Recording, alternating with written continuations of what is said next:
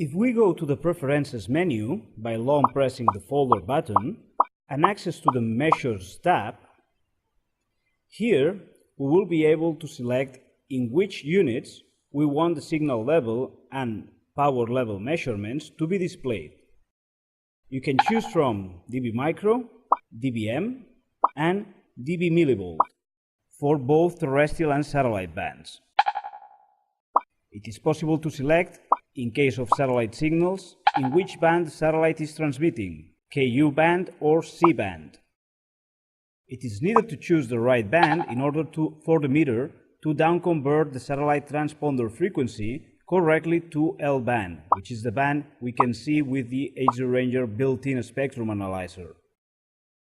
The min-ter and min-sat power options allow you to set the minimum power level you should read while measuring a digital terrestrial RF channel or SAT transponder, respectively, so that the meter tries to identify it during a channel plan exploration process. Min-ter level has the same effect for analog terrestrial signals. Same thing for min-FM level for FM signals. The meter features natively a 75 ohm RF input. However, it is possible for the meter to take the measurements simulating a 50 ohm RF input. This can be set in the input impedance field.